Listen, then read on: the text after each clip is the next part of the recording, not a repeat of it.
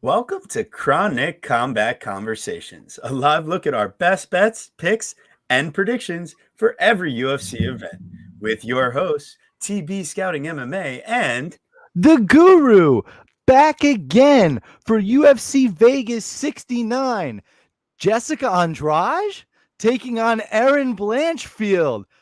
We got a bunch of switch arounds in this main event, but to make sure we get it down right, we brought in Ball Deep Breakdown's own, the MMA Engine's own, everybody's favorite uncle, Uncle Wheezy at MMA Wheezy in the house. Been way too long, brother. Thanks so much for coming back. Hey, thanks for having me, fellas. It's this card was looking a lot better like 2 weeks ago, and now we're left with what it is. But that's the game we play. We don't get to choose who fights who. We don't get to choose what fights get put on what card. We just get to choose what bets we make. Which ones to take, which ones to pass on, and let's figure that all out today so that we can all stack cash tickets like flapjacks here. oh yeah, and before we get down to We love those business, flapjacks. make sure you get that recipe, get that buttermilk, whatever special ingredients you got to get together, because we're going to be stacking them high this week. Let's go. And Hey, listen, people, go get. We're about to start that main event, so if you got something, smoke it. You got Yeah. something to drink, pop crack it. hit that little like button, throw a little comment in the chat, subscribe. Shout out to the chat. We got Daz already in the house. Chronic always with the best guys. I'm telling you, look, it's the second it's the best bets. We do our best there, but the best bets that we can guarantee every week. It's true. Wiz, hola, señores y señoras. So in my new job, I'm like the new guy that speaks Spanish to translate. It's pretty sick. It's a good time. And then, oh yeah, honestly, it's a great time. And then Daz, the only show I'll get to this week. Oh man, I hope everything's all good, Daz. We love you, buddy. Thank you for joining us, dude. And we hope you're cashing tickets as always this weekend. So, I mean, without further ado, I hope everyone's ready here. Because, literally, UFC Fight Night 219, UFC on ESPN Plus 77, or or UFC Vegas 69. Oh baby, 69. Nice. We've been waiting a long time to get to 69, so we made it. Howdy, fellas from Mount Rushmore. And it was the day after Valentine's Day, so you know how we feeling. What's up, Justin J? Thank you for joining us today, brother. I think first time we've seen you here, so we really appreciate you and hope you get some best bets out of this. And so Guru, man, wow. So we got the late notice, and oh my God, the sliding line, because I had to put these in. I had to put these in the morning today, and it had already slid from -185 to -150. Since that time this morning, we're already at -135, Jessica Andrade, which is crazy. I don't know. There is something fishy going on. There either somebody has to know something, or all the money is coming in. The GOAT. What up, GOAT? I think he has me blocked. You can unblock me, Tosh Bay, if you'd like. Hopefully. All right. Anyway, we love you, GOAT. Yeah, sorry, bro, if I offended you. I hope we're cool. Who knows? But anyways, we're having fun, baby. Thanks for hopping in. And we got the main event. We're not gonna waste any more time, guys, because this one, I think this is high level as fuck. I mean, dude, flyweight division right now. Tyler Santos versus Erin Blanchfield. I mean, that was a title eliminator. This one, I think we're dealing with the same thing. Andrade back up at 125. I mean, I'm pretty sure at this point, she's just going to fight wherever the opportunity is best between 115 and 125. Oh, you're going to give me a full fight camp. I got time to cut weight, whatever the right matchup, 115, go ahead. 125 though, any day, anytime, give me that matchup. And Erin Blanchfield, I think that she's someone that in the past, it's just like she's used her physicality to her advantage. And can she do that here? She does great wrist control. She does have proper technique on her takedowns, but like JJ Aldrich fight, she's the one that got taken down 2 times in that fight. She lands 0 out of 4. And control time, just about even overall.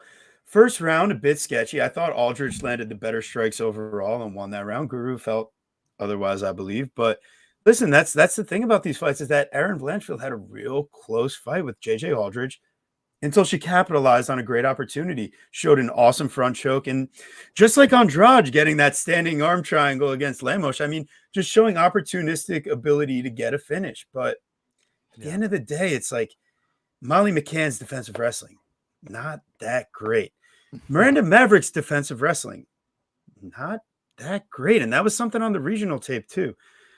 Jessica Andrade, I'm not sure, but the takedown defense is 74%. She has, given up 10%. She's given up 10% control, but when you look at all these stats and you see how similar everything is, thank you, Guru. Andrade just faced everyone. And Erin, she's faced Molly McCann, JJ Aldrich, Miranda Maverick, and Sarah Alpar, who, to much clamor. Which again, you could probably say the best fighter of those four is Miranda Maverick. And like we're saying, I do believe that on her regional tape, that was her big issue, that she was giving up her back, that she had defensive grappling holes. To all your point of this, I think Jessica Andrade's heel inevitably is her defensive grappling, right? We saw it against Valentina Shevchenko, right? She got taken down how many times by Valentina? 7 times. But what do they say about 7 takedowns? Well, that means you got up too. Is she going to be able to rinse, repeat, be successful, knock ass out, and go 5? Like, I don't know. And one thing I definitely saw, I'll let you guys know here, Ouija is special. Andrade's right hook looked broken at the interview. Yep. There you go. See, that's what I'm saying. That is where big line slide, whatever. That's where I saw. This is why I haven't bet Andrade yet. She landed over 200 strikes against Murphy. I literally said it. I tagged you. You could pull up the text, TB. I literally texted you. I'm like, oh, she probably didn't take any damage, unless her hands must hurt. Like, she threw so many punches. I would be surprised, honestly, if her hand wasn't broken. So, yeah, no, that's a problem. And to come, how are they sanctioning it is what I don't understand. Yeah. Like, how did the medical teams not pick up on it from the post-fight, checkup? And then why is she taking a fight on a week's notice then? It is fucking crazy. Weezy, what do you think of here, man? Yeah, now that we've apparently gotten into it. if that's your thing, I don't even need to get to my technical breakdown per se. What do you think? So yeah, this is one of those fights where I was doing my show last night, Just the Tip, and I finish up with this fight and I realized I don't even have a pick. Like I broke down the fight.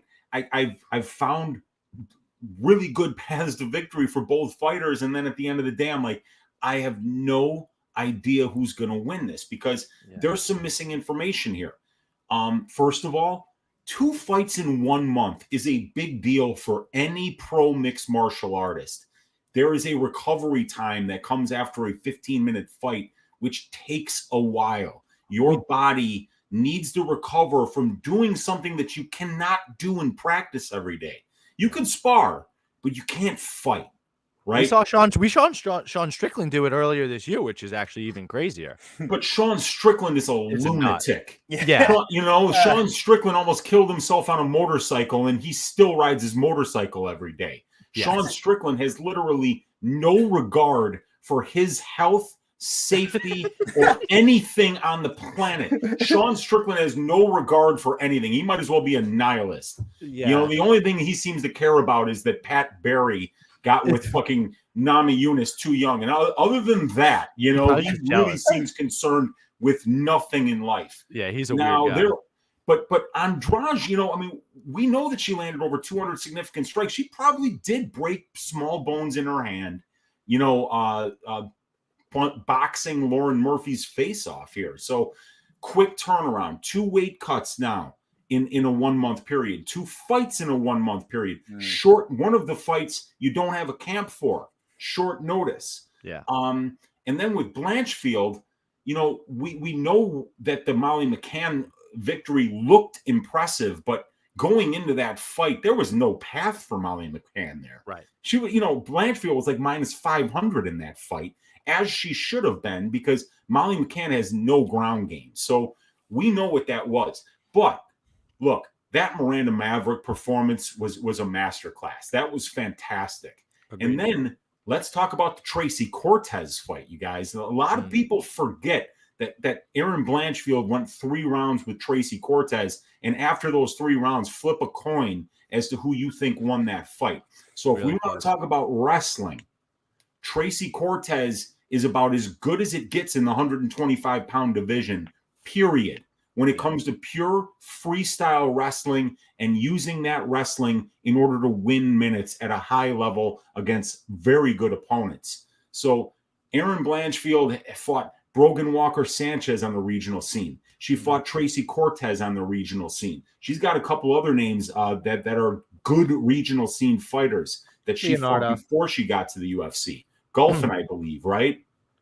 Yeah, Gabriella Golfin and Leonardo as well. Yeah, and Victoria Leonardo, right? Head kicked Leonardo her head is like somewhere in the third row of that stadium. So, I think that there's really a lot of upside for both of these fighters. It's very hard to pick one way or another, but I'm choosing violence for this. Yeah, one. I was just about to say we don't now that I know that we don't even have to. This fight's just not going 5 rounds. It's not, because it's a striker versus grappler matchup. We've got a short notice, quick turnaround here for Andrade up a weight class, and whether this fight is on the feet or whether this fight is on the floor, one of these fighters is going to be far more dangerous than the other one, and they're both fantastic, prolific finishers. So I'm looking for this one to finish inside the distance. You can parlay up. The fight doesn't go to decision here. But as far as picking a side, I'm confident in saying that I don't know who's going to win this fight, but I'm confident also in saying that this is a very high-level fight that I have a ton of interest in, and I'm a big fan of both of these fighters. I can't wait to see more of this speculation unfold about her hand. I know I'm gonna have to check online Twitter and check YouTube and see what I can find, and I'm sure all the sleuths out there will start posting and talking about it as the story starts to spread, because this was the first I had heard of it, honestly. But like but the line movement is so significant. It's more than just sharp betters. I was like, there's something up. There has to be. So I'm certainly titillated at the thought. Fight doesn't start round 4 -148.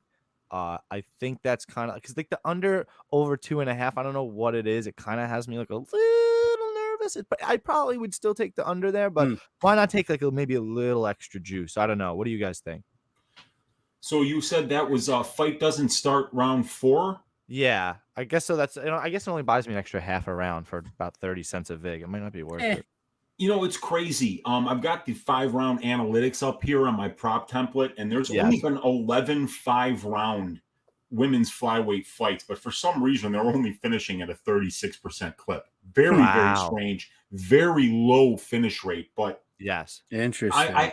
But when I have that small of a sample size, I like to throw that out and then just say I'm looking at the stylistic components of the matchup. Right. But even somebody like Andrade is still under a 70% total finish rate. And Blanchfield, like unless Andrade is hurt, I don't necessarily, I wouldn't be picking her by finish. Would you? If you didn't think Andrade was compromised, would you think that Blanchfield's path would be like a sub as she got tired?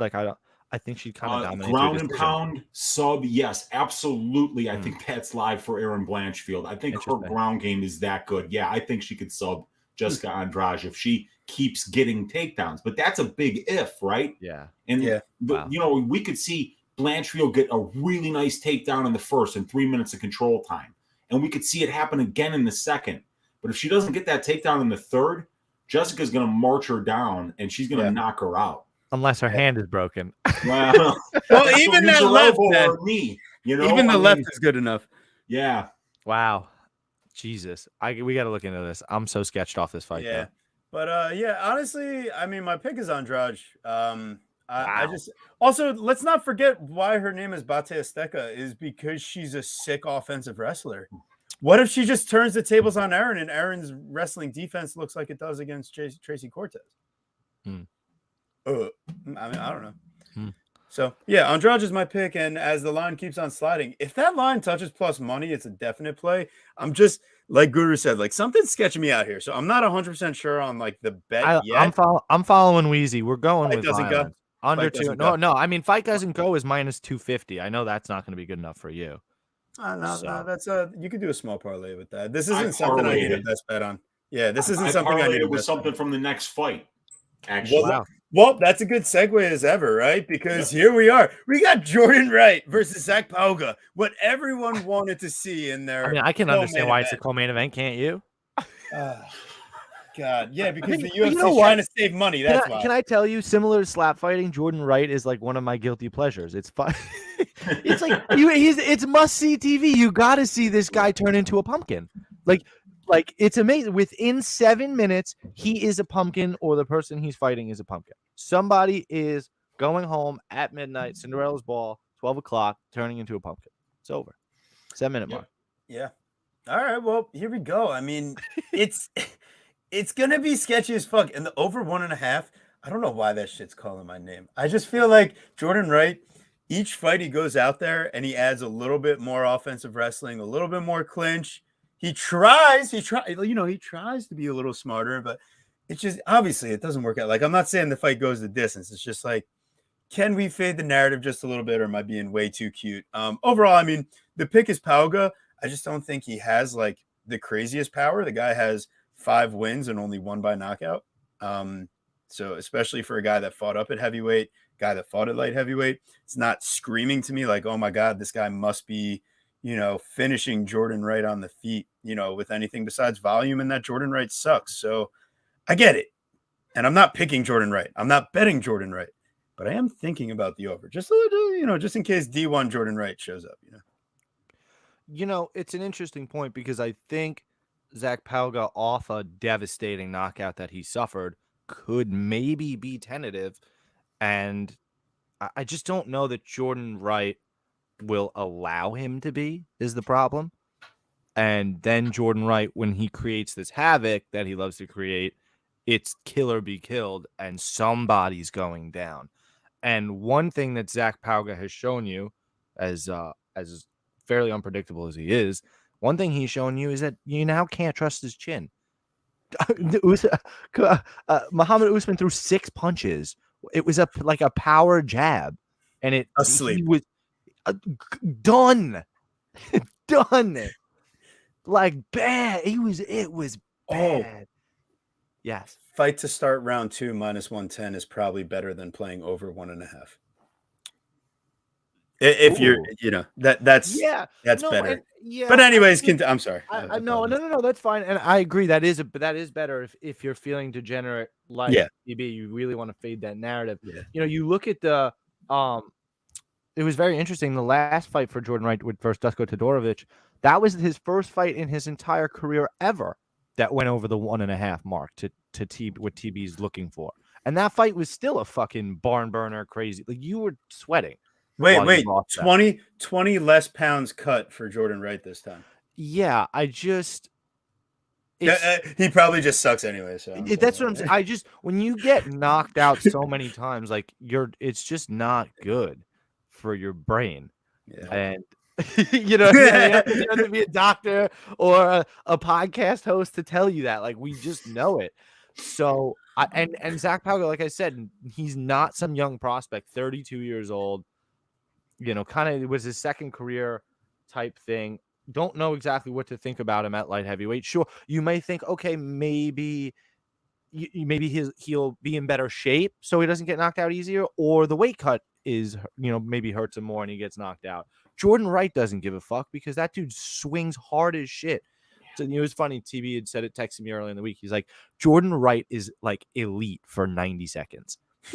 and it's kind of funny and kind of true, because you don't want to strike with Jordan Wright in those opening 2 minutes because he's very technical, he's unorthodox in like the type of stuff he's going to throw at you, and he's coming to take your fucking head off. So the problem is he just has no regard for his own face. So of all the fights on this crazy unpredictable card, even after the last one with all that stuff with a broken hand, I think this is the one I want no piece of the most.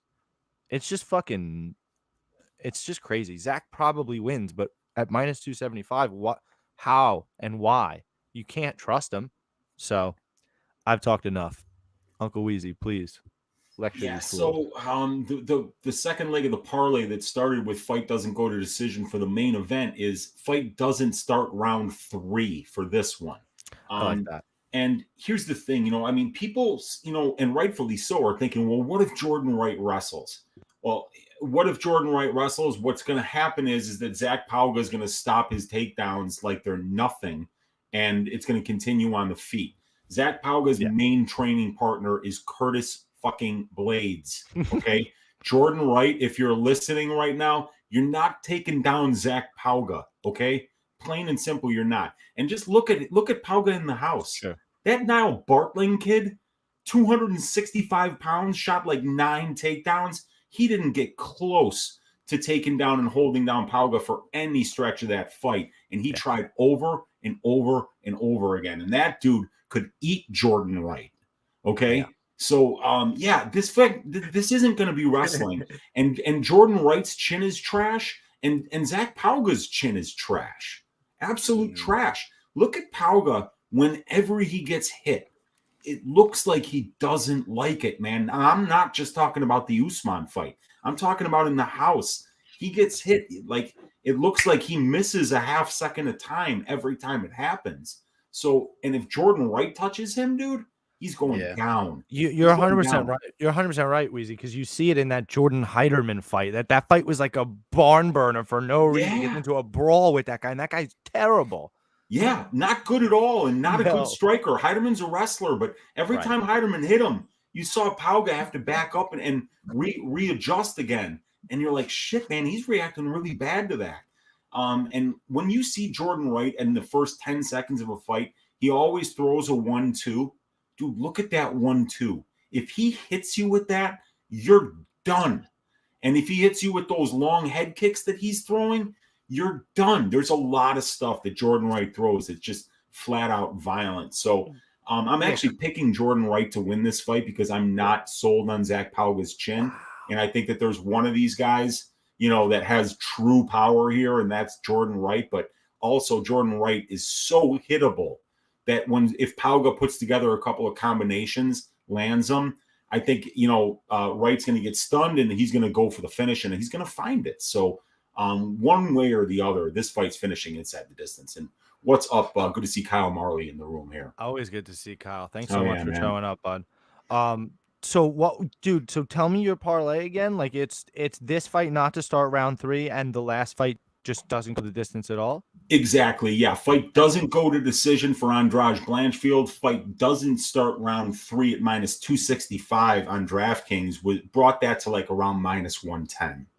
Okay. Oh wow. Yeah, I have it pulled up on FanDuel. I only got -125. I want a little closer. -110. I'm in if I can get that. I did that one last night, I think. And it might have changed. I'm shopping.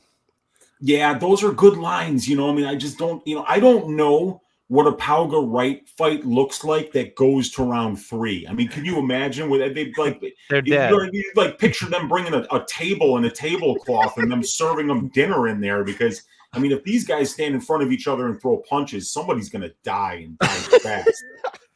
You know? Yeah, no, I was thinking, dude, when you said bring a table in there, I was like, oh, because it's like they should bring it to the ECW arena. Right. Wait, what? Oh my god, that's so funny. Jordan Wright has been a pro. He's got 17 fights as a pro, I believe, and not one of them has seen a round 3. So, yeah, what does it look like? You know, what does a Jordan Wright fight look like that goes to round 3? Maybe one where he's getting takedowns and holding his opponent down, but the problem is he's not getting takedowns against a guy who's training with Curtis Blades every day. On FanDuel, that prop is now that parlay is now -125, and I just cooked it up on DraftKings. It's -116. Okay, so I think I got it around 111 or 109 or that's something good. like that early line movement helps. Yeah, I beat it by a little bit, you know. Just a little. Yeah, they're juiced. We like that. Well, I might have to lay that right meow, honestly. So here we go. We go from one disgusting light heavyweight slugfest to a disgusting heavyweight slugfest. Anytime you bring Josh Parisian into the house, you start getting heart palpitations.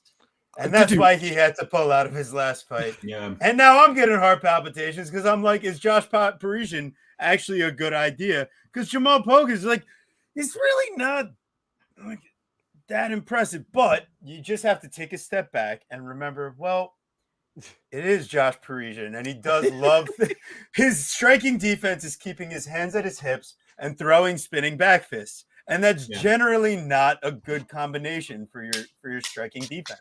Yeah. So yeah, ultimately, I feel like Parisian. I don't know that he gets finished. I think he's tough.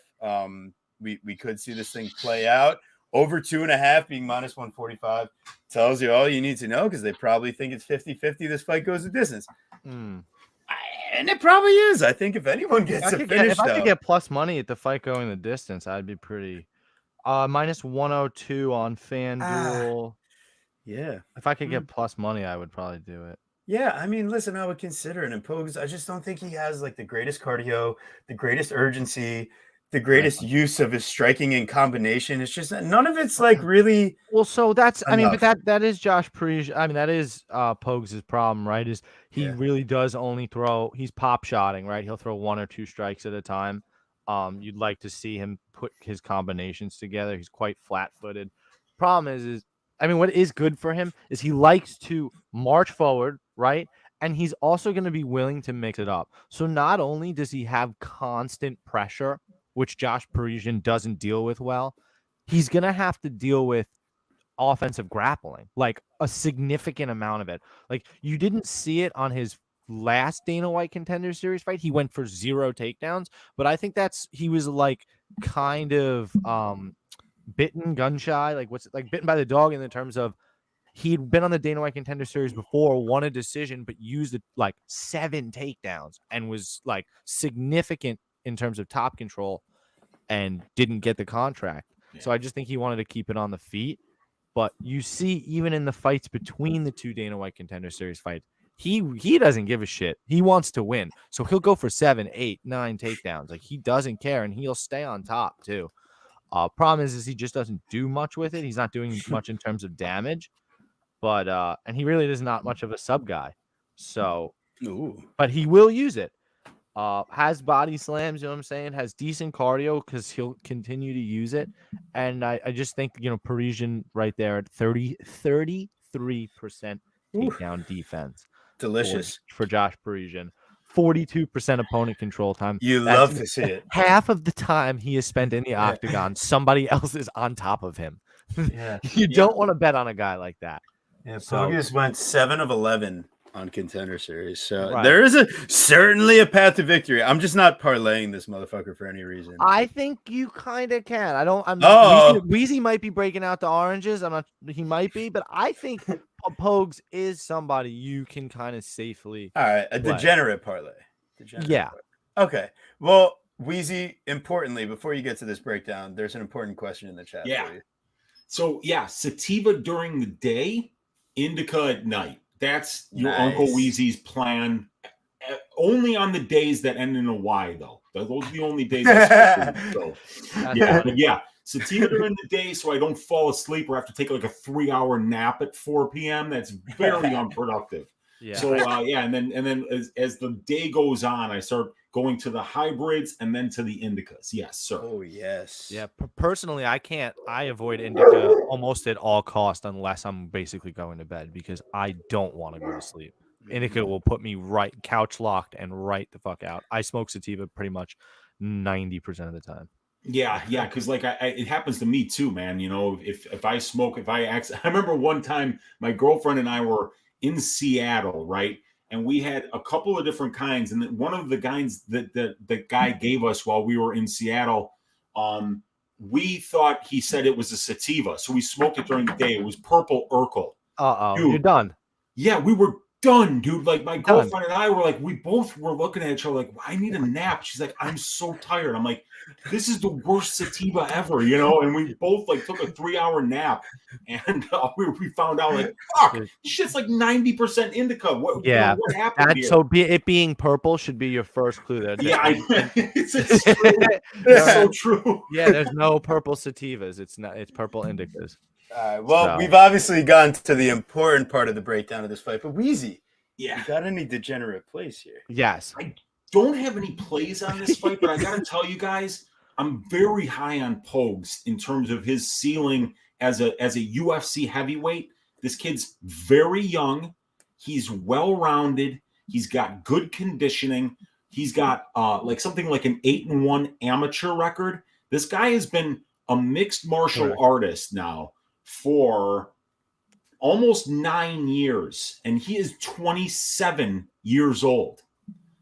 Heavyweight is a weight class in the UFC where you have very few skilled fighters. It seems like every goddamn week there's a meme fight. They just announced Chase Sherman versus Fat Barnett. I love that fight. Yes. I love we it. just had Parker Porter versus Justin Tafa. You're right. And now this week we've got, Parisian versus Pogues. You've got these fights every damn week. It seems like they're giving us Harry Hunsucker versus Alan Badeau. Just like these absolute shit shows of heavyweight fights.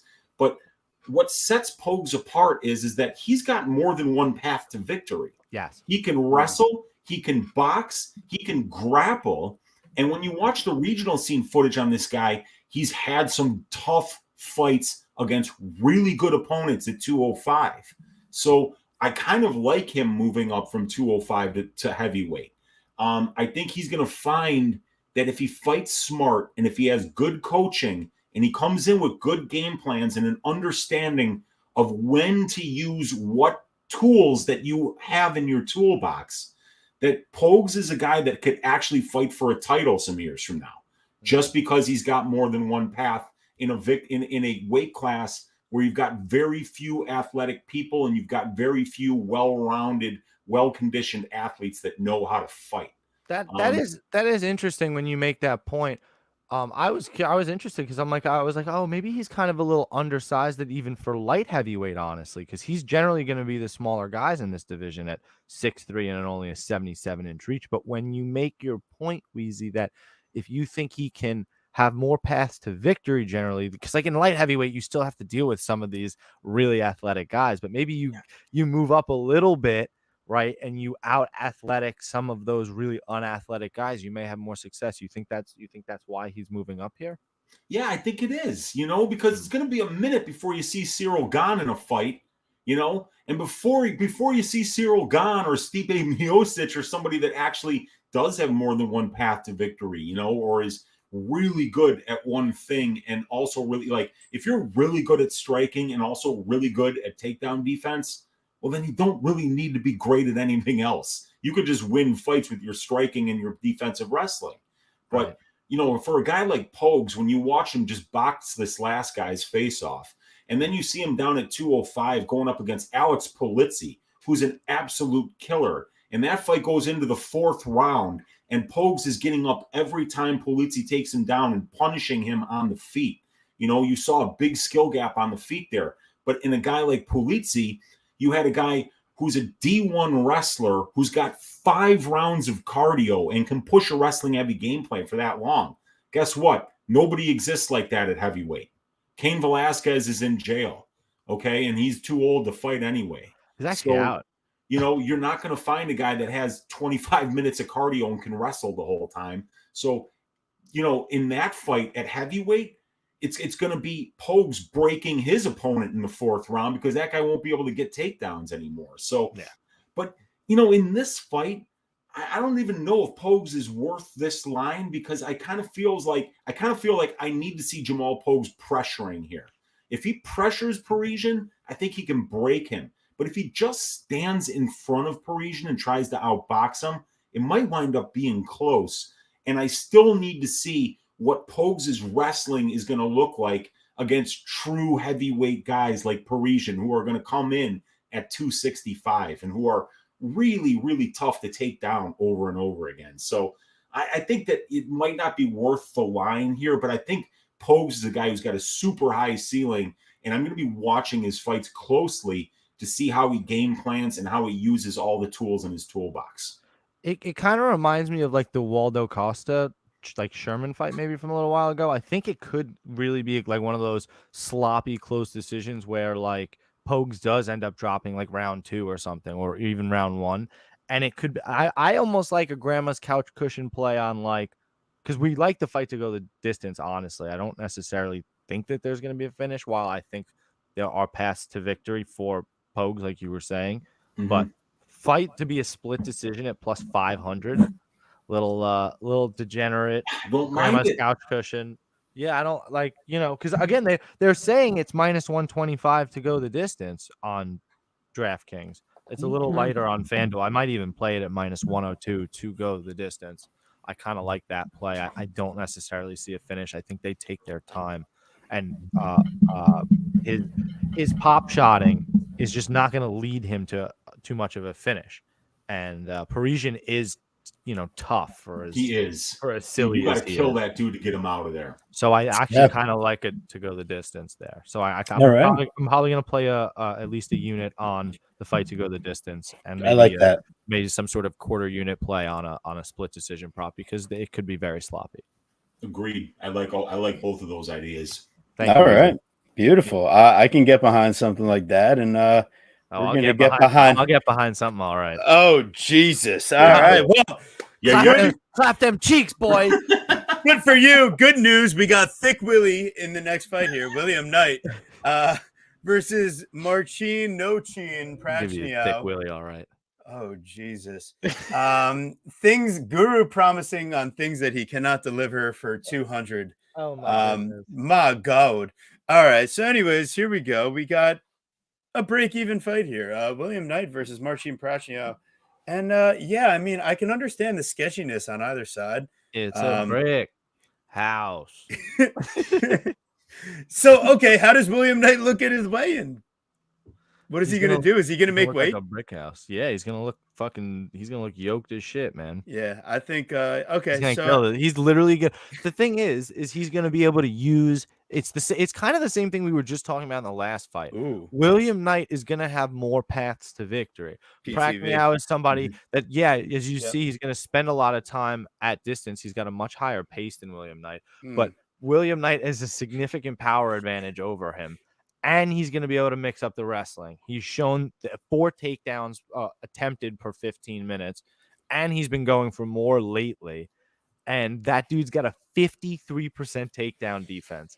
He is going to the mat. It's not an if, it's a when.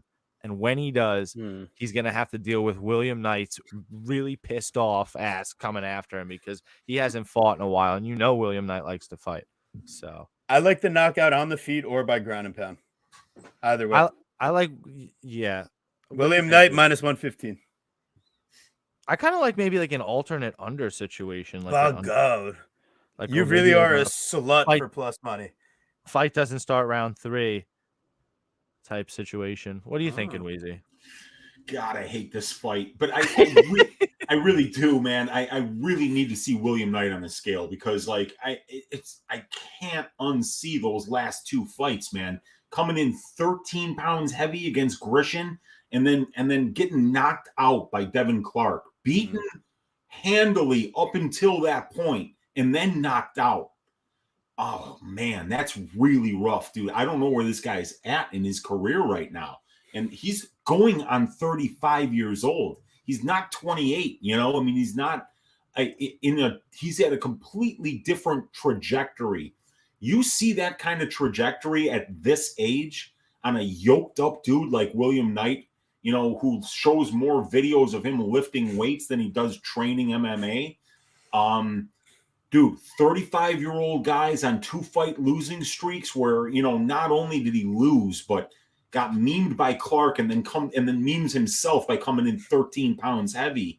I think it's a bad spot. And then it's like, oh, so now my choice now is to trust Marcin Prachnio with my money? Come on, So, I mean, it's like either side that you're on here, I think you're taking a big chance. But, Prachnio is much better at distance than William Knight is. He's going to use his kicks. He's going to maintain range. He's going to be busier. He's going to be more accurate. And he's going to be a lot more defensively responsible. You guys, you have it up there on the screen, I think. Distance striking defense for William Knight is below 37%. 37%. You know, that's bad, dude. You know, these stats mean something. Yeah, you know, especially when we have a sample size like that, dude. You know, it's like hitting the broadside of a barn when a dude has got 37% distance striking defense. I mean, Ji-Yeon Kim could land strikes against this dude. So I picked Marcin Prachnio to win by decision. It's a meaningless pick. It's because I kind of have to make the pick, you know. I don't really have a strong lean either way, and this fight is not getting my money. It's just not. That's fair. Damn, I didn't notice that stat before. Sometimes when you have so many stats, sometimes you just miss a couple, but like you can't miss that one. All right. Yeah, you can't unsee that. I mean, even Jordan Wright, who's got some of the worst distance striking defense. Jordan Wright's 44%. Right. I mean, this guy, Jordan Wright, is looking like Floyd Mayweather. Yeah. You know, compared to fucking William Knight at distance, man. And he's fighting William Knight's fighting slower guys. God, yeah. Oh, no. All right. Well, okay. I have one last question. I just don't think Pacquiao has the power, though, to make him No, pay. He doesn't. I never said he did. You know, I mean, like, yeah, it's so hard to trust either one of these guys, man. I really like William Knight in the coin flip. All right. Well, hold on. Hold on, because that's funny. If we treat this like it's just a stand-up fight, I get it. But there's only one fight in William Knight's career where he didn't shoot a takedown, and that was when Fabio Cherant decided to run face first at him with his chin. So, boy, my son. I mean, even Devin Clark, he went 1-on-1. He went 1 of 1 and had 2 minutes of control. So, and he's had, he's had over 2 minutes of control in 3 out of his 6 fights. And Marcin Prachnio, I mean, he just went and got controlled for a full round plus against Felipe Lins. Yeah. So, listen, I'm not saying that William Knight's like gonna win a distance striking battle with Marcin. Yes, I'm just saying if he gets in the pocket and says whammy, it's night, and and if he goes for that 3 out of 9 takedown approach like he did against Grisham, the problem is Grisham was just so much bigger. Yeah, Grisham's huge. Yeah, he is huge. But I mean, even Alonzo Menafield, that was a weird fight, Very big man. But yeah, anyways, I think we've given this fight. What do you think about fight doesn't start round 3 minus 140? Minus 140. Let me get my prop template up here. Fight doesn't start round 3. They both have an over 70% total finish rate. And these guys don't start round 3 in the UFC at only a 41.67% clip, which is surprising. 4 of 6 for Prachnio, but 1 of 6 for William Knight. That's really kind of surprising. Only 1 of his fights is finished in the first 2 rounds out of 6. Wow. So that is a total of 41.67%, and you're paying 58.33%.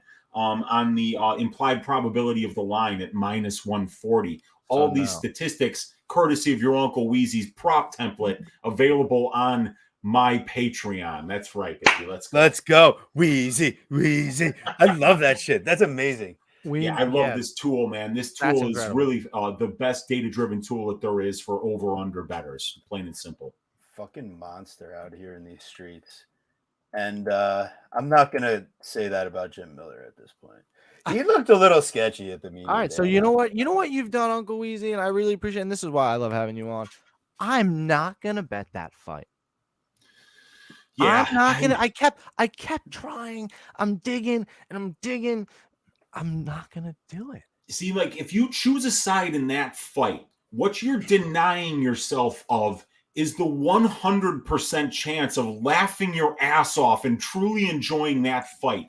Because, somebody's getting served and somebody's going to look like a complete dumbass after 3 rounds, no matter what in that fight. And if you have no money on it and you're not on either side, you're going to be able to say, what a dumbass blank is at the end of that fight. Whether it's William Knight or Marcin Prachnio, you're going to get to laugh your ass off knowing you lost nothing on it. It's the best advice your Uncle Weezy's going to give you during this entire podcast, you guys. I love it. Simple. That's why you're part of the Chronic Combat family, man. Because you give us the advice, Man of the people. Everybody's favorite family for sure, man. Everyone's favorite uncle. Yeah, they want to slip a beer to the 13-year-old under the table, man.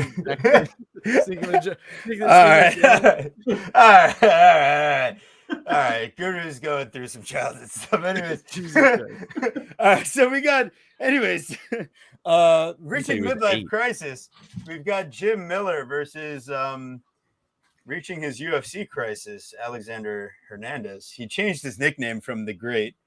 Right now he's the great ape. Oh God, he's the great ape. So he added ape in there, which I don't know if it's great to add that. I mean, like, you gave yourself that nickname too, man. You know what's actually funnier? We should just make him the grape, because he's so fucking alive. Alexander the Grape Hernandez. All right, I love it. He's so juiced up. Isn't that the name of a candy? Grape heads. Oh my goodness. Oh God. Funny. All right. But how is he a favorite here? It's so, I mean, because all right. All right. Let's be honest. Here we go. All right. I had to cut it off because honestly, Jim Miller, you got way too many fucking fights. Like, I have them all in the database. Don't worry. They're uploaded for the stats. However, for his last whatever fights, you could have made the font smaller. Well, it was still that many fights though. So Donald Cerrone, Nicholas Mota, Eric Gonzalez. He lost to Joe Solecki and Vince Pichel. He beat Roosevelt Roberts. He lost to Scotty 2 Hottie Holtzman. At the end of the day here, Jim Miller, Alexander Hernandez is totally capable of being finished quickly by a submission, but I just see it being Ice City for Hernandez. The dude, he comes out hot. He's got power. Billy Quarantillo had to go through fucking hell to get that finish. Renato Moicano had to eat 35 out of 76 distance strikes before ending up, getting his thing together in the grappling and hurting Hernandez. He's a much better grappler than Jim Miller. Exactly. So, but when you give Alexander Hernandez Mike Breeden, when you give Alexander Hernandez Chris the Gritzmacher, when you give him Olivier Aubin-Mercier before he left the UFC, I mean, these are guys that he had a chance to do something against, and he did it. This is another moment where Jim Miller, I mean, he's just kind of like, listen, man, I got to just stay active enough until I make it to UFC 300. And quite frankly, he's due for an L. Quite frankly. So I get it. Alexander Hernandez by round 1 knockout or Alexander Hernandez by round 1 or round 2 is really the most irresponsible way you can go about playing your life here. I mean, plus 120, round 1 or 2 for Hernandez. For a guy that's minus 225, that's a fast starter. I'll take that every day of the week, plus 120, round 1 or 2. I don't even have to say, what I mean, ultimately. What are you saying? That's it. It's Alexander Hernandez, and it's round 1 or 2. So that's, I don't hate it. Wow. I got the Guru seal of approval. Yeah. Don't hate it. That's as good as saying, wow, you're incredible. That's amazing. Yeah. But you know why? But can I tell you? But let me put the cherry on top, though. FanDuel has it plus 105. Boom. Wait, for what? What you just said. Hernandez round 1 or 2? Yes. Oh, so I found a better line, Herdy. You said it was minus. Plus 120. Oh, plus 120. Yeah. No, you said minus 120. No, you weren't fully listening because I was. No, talking. That's not true. It's okay. Go ahead. Whatever. I kind of have to agree with you because I don't really like this fight to go the distance at all. I like violence here because Jim Miller is somebody who's a fast starter, and so is Alex Hernandez. And neither guy has, I mean, Alex Hernandez has some durability, but no cardio. So that's when his durability goes away. And Jim Miller just kind of doesn't have durability. He's just a tough son of a bitch, but doesn't necessarily have much durability anymore. At 40 years old, he's really just trying to limp his way into UFC 300 and then probably call it after that would be my thought. Maybe he does one more fight after that and to not make UFC 300 his last fight, but everybody knows his goal is to get to UFC 300 next year. Yeah, I like what you came up with, man, especially at plus 120, because if you're telling me that he's a minus 225 favorite, that, I mean, he's completely useless after round 2 anyway. I wouldn't want the ticket. So give me round 1 or 2 at plus money for Hernandez. Is there like a maybe just a under 3? What does that look like? I don't under 1.5 is so dangerous though. I kind of almost like it at plus money, but I don't know. Let's see. Wheezy, I'm rambling. What do you got? Yeah, not much for this one, you guys, because I do think that Alexander Hernandez probably gets the job done. I don't know for Miller what the wins over the Donald Cerrone win is like meaningless to me. I don't Agreed. really. Yeah, I mean, what does that mean? I mean, like Cerrone just looked so far past it. And we know that Miller has got shapes on being here until UFC 300. He said that over and over again. He wants to be the only guy to fight at UFC 100, 200, and 300. And I think the UFC is absolutely going to give him that chance if he can show that he still has something for his opponents in the cage here, and got wins over guys that are fringe UFC level guys in Moda and Gonzalez, and then the Cerrone win. But Hernandez is 30. You'd think that he's older than that, but he came in and just sparked Beneil Dariush, got that win over Alban Mercier, lost to Cerrone, but then beat Francisco Trinaldo, and that's not an easy thing to do. Talking about a guy in Trinaldo, 17 or 18 UFC wins. So he started off really hot, but now it's like he's also kind of doing what Jim Miller's doing in beating guys that he's supposed to beat. But then he takes those steps up and it's not working out for him. So why would I be laying minus 250, minus 260, 270, 280 on a guy who just got viciously knocked out 2 months ago, took this fight on less than 10 days notice, you guys? I remember because I was a little bit late getting my stats out to my Patreon people this week. And then I'm like, oh, fuck, Jim Miller's fighting? This guy's got 36 UFC fights. I got to put that in my database. It's a lot of work, because I rebuilt it. Now I got to rebuild all these fighter histories. So I know that this fight got added recently, and it was Jim Miller versus TBA. That TBA is now Hernandez, who's got a quick turnaround, like we just talked about with Jessica Andrade. 2 months, but he's coming off a knockout.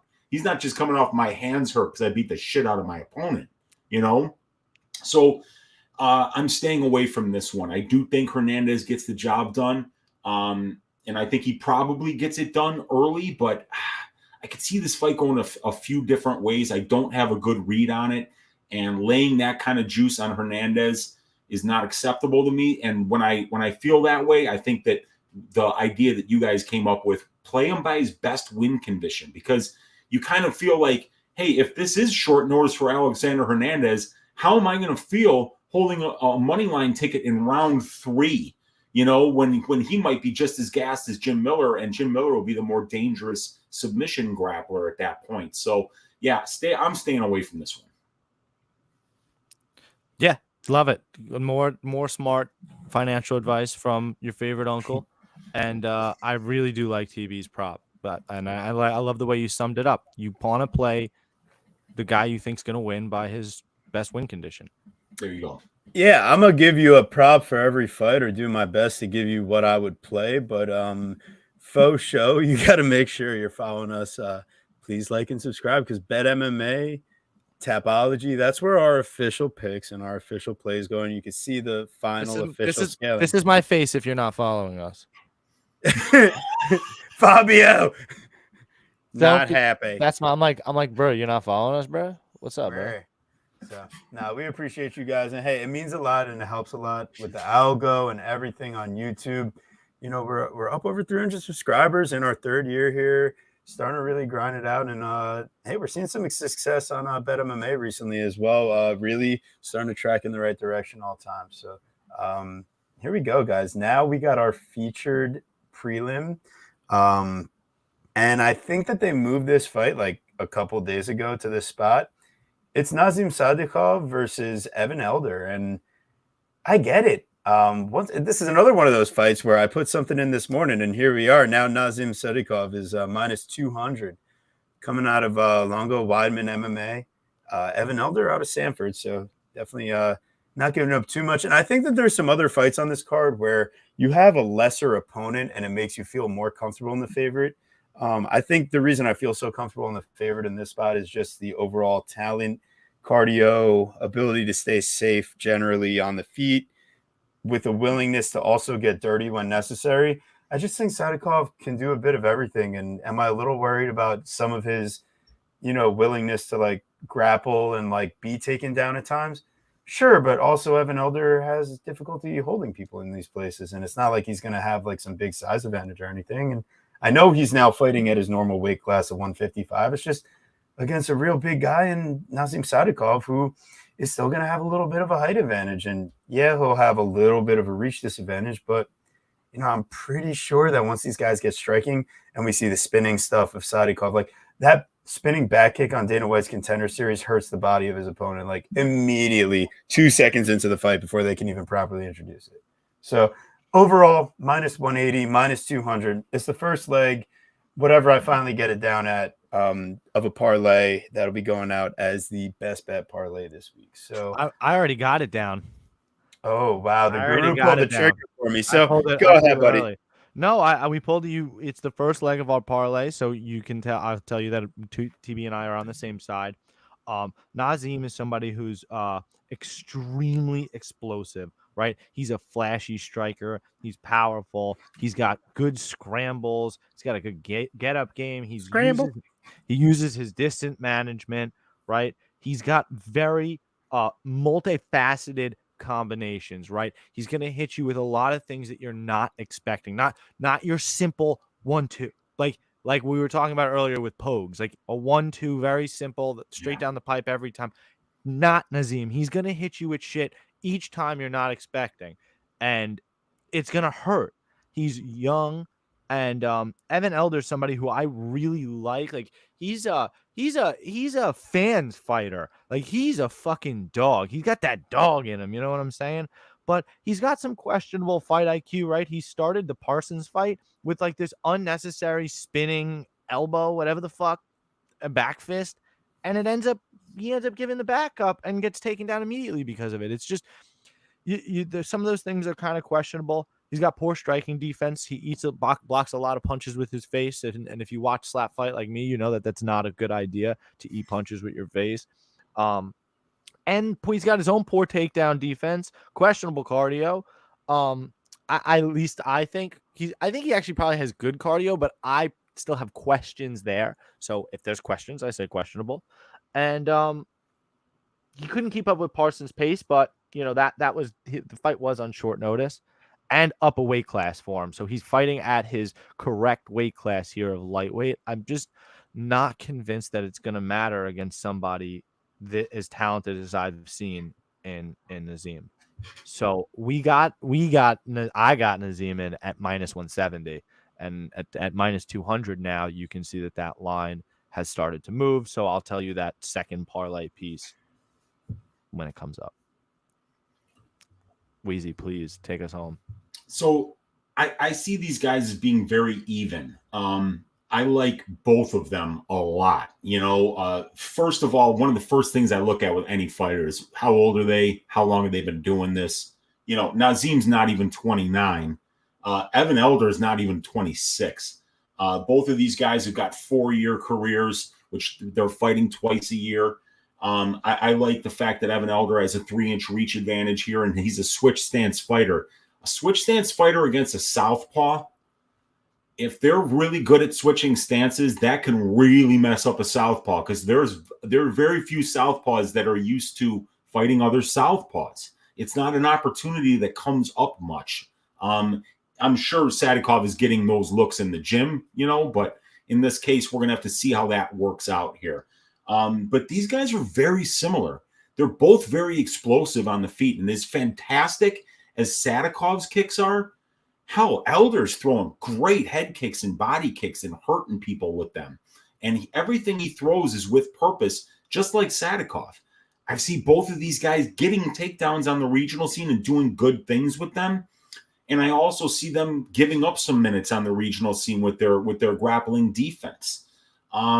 in terms of the strength of schedule that they've both fought on the regional scene, I think it's very comparable. Everything seems to be comparable. The one thing that sticks out is I kind of feel like Sadakov's got a bit of a death touch and Elder doesn't, right? But everything else that I'm seeing as a mathematician, I'm looking at, wow, I kind of feel like Evan's about 50% here, but his line is around, 38. So I'm thinking, like, if this line keeps going, if Sadakov gets up minus 200, minus 210, minus 220, I might take a shot on Elder because I believe that this is going to be a close fight. And I don't really see anywhere where there's this massive difference other than the thing about Sadakov is Bootsy likes Elder here. All right. Bootsy. He's a big, goodness. Kill Cliff, camp fan. But anyway, I've seen Sadakov in 2 different fights hurt dudes with shit where I was like, I didn't even see what landed there. And that's a bit terrifying, right? That's when you're like, I don't even see what landed, but this guy just went down. Sadakov has that kind of power. And I think that's the one thing that maybe sets them apart, which is why I get why Sadakov is the favorite here. And I think his tape is just a little flashier too. But I mean, skill for skill, I see this being a very close fight. Yeah, it was interesting because one of the cool things is I was able to start doing some tape earlier, right? Because we were able to do tape before Elder had his UFC debut. So you're watching his regional tape. And one of the things that had really come up to me is just I felt that when he got his takedowns, he wasn't able to stay on top, like really at all. And it was one of the things that made me feel safer and then understanding of the line. I played it again at 170. That Nazim would, that with the death touch would be enough, because if Elder can get takedowns, which he may or may not, but he can't hold him down. And you've seen Nazim pop up because he's so athletic and talented, right? Training with a fucking gym rat savage like Matt Favola every day. And other guys in that gym, Dennis Bazookia and other, just beasts. Aljamain Sterling. Yeah, I mean, come on. Yeah. List goes on and on there. I just I liked him here, but I understand Evans just got that dog. I just felt like we've kind of felt the same way in his last fight, right? We were saying he was like kind of even with Parsons, right? That's what the line certainly was, even though it was short notice, which is crazy, especially in hindsight. So it's definitely interesting. I never hate a dog shot. You know how I feel about plus money. Me too, man. I love those plus. Whenever I see a plus, I get a little bit excited, How do you feel about I know you're on Elder, but what do you think in terms of value about Nazim by KO at plus 225, since he's got 5 KO victories in general?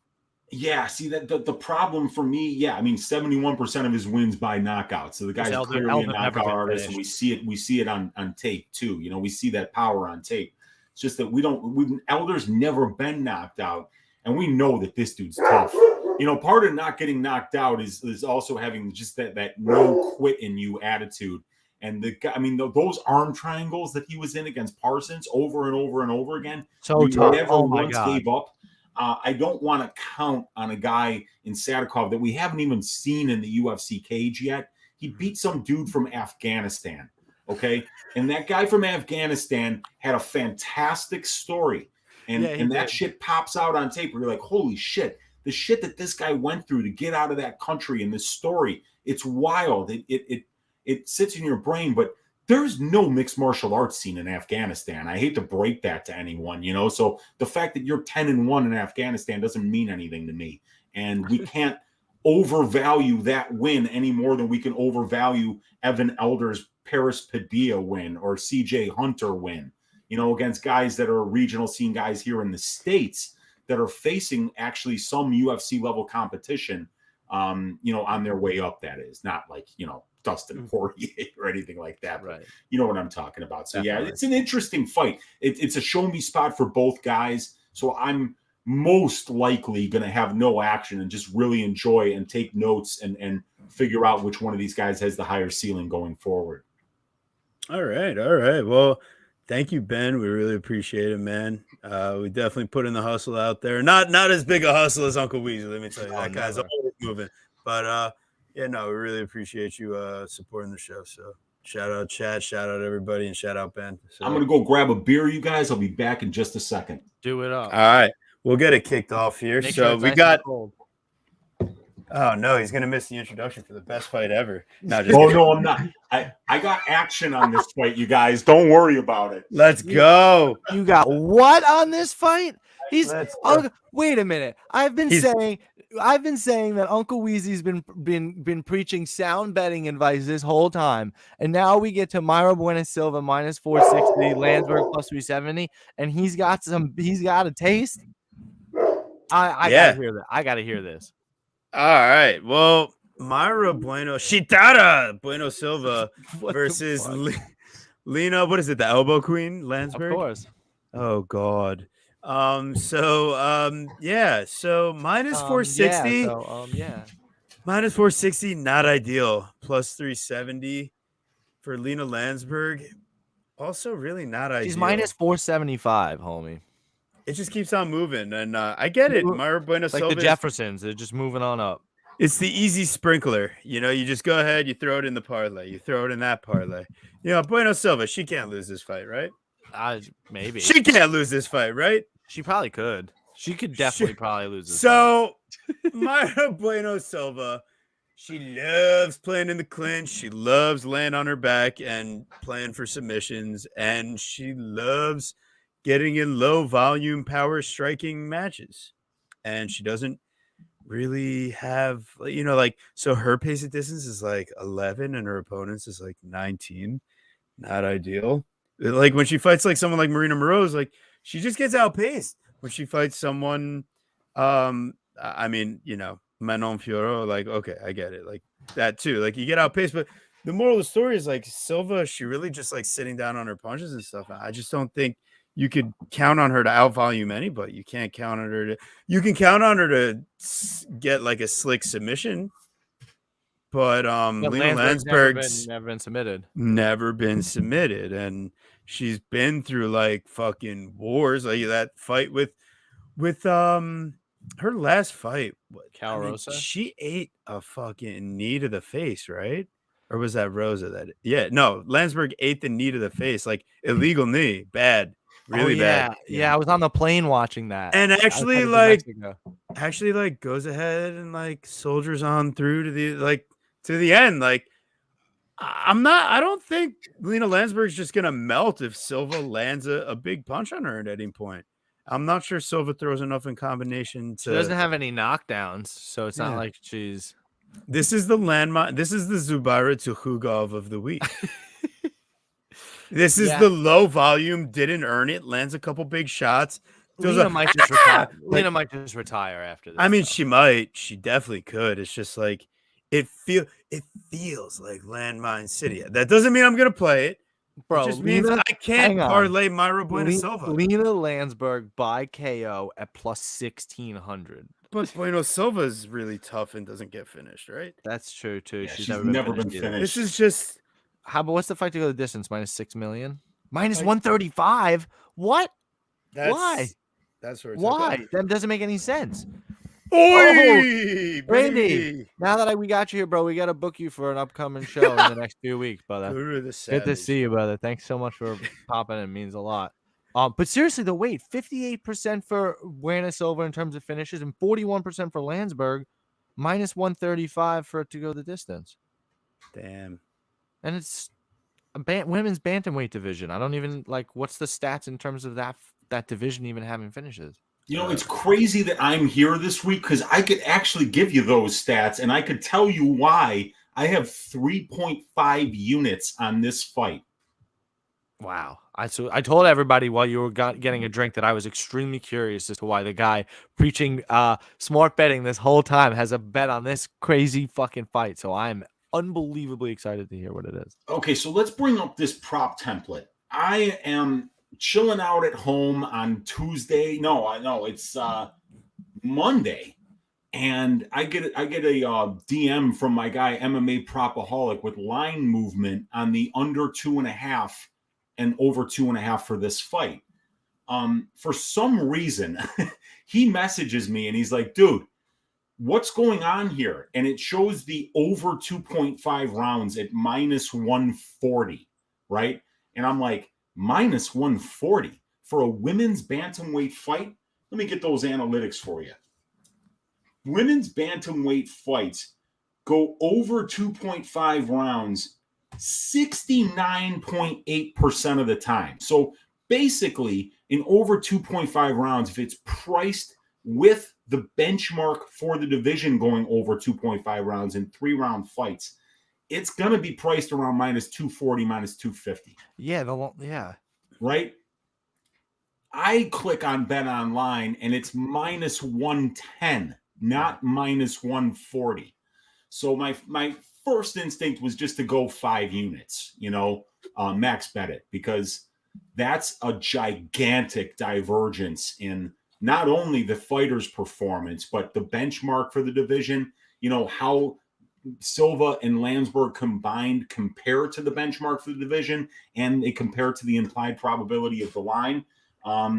So for this fight, the stats are over 2.5 rounds, and we have a 16-fight sample size between Silva and Landsberg. 75% of their fights are going over 2.5 rounds. You line that, and that's minus 300. Yeah, the line got it makes at no minus sense. 110, so I put 2.5 units on that. Yeah, it makes no fucking sense.